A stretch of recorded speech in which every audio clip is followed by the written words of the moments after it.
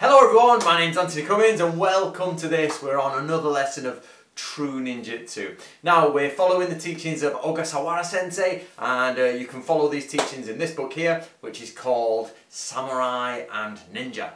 Now, something a little bit complicated again today. Right, okay, there's something called togiki, which means outside listening, and this is for an agent, normally a shinobi no mono. However, it is a specific task.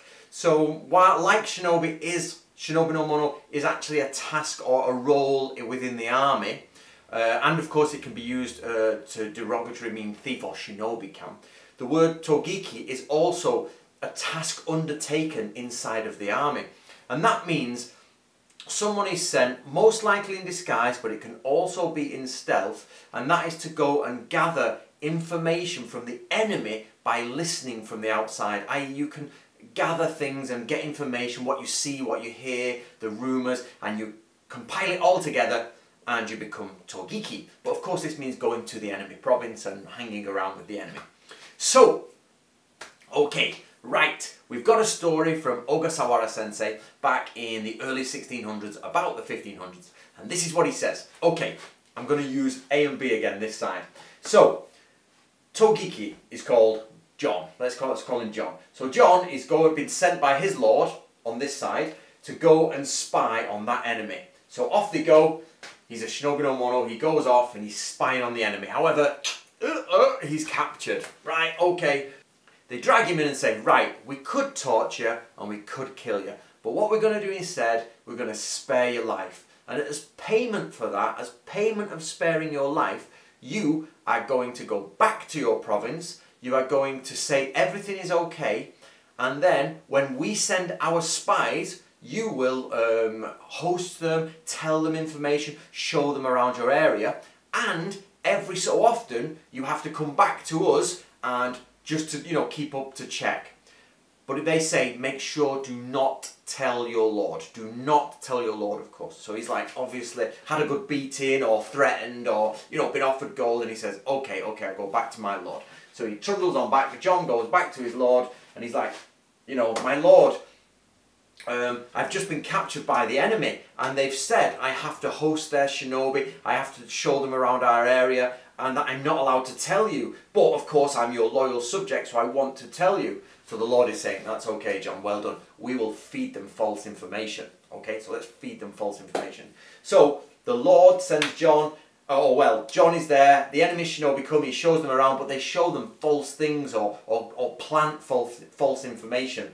And then of course, John from this side goes back to the enemy and says, yep, we've done this, our Lord is doing this, oh thank you for the reward, yeah, you give me some gold.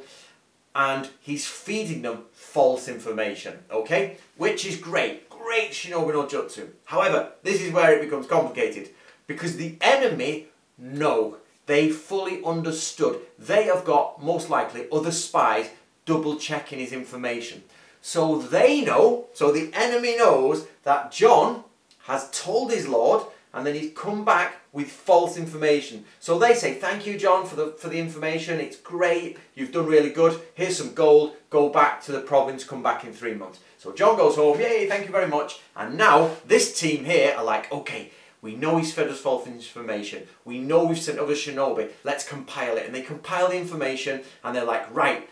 So through thinking about the information, through what they've got, they look at it and say, right, that must be false, that must be true. Or they reverse engineer it and say, if that's false, this must be true.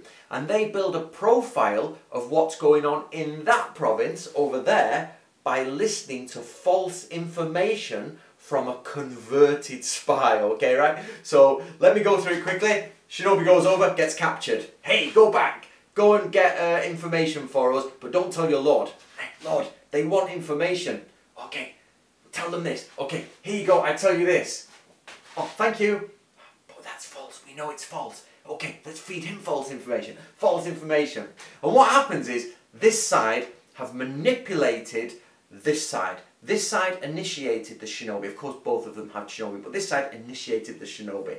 He was a converted spy. Remember, this is converted spies, and sent back with false information which they took on board. They then sent back their own false information which they knew was false, programmed it, what's the word I'm looking for, re-engineered it and found out the truth, and then they defeated that province.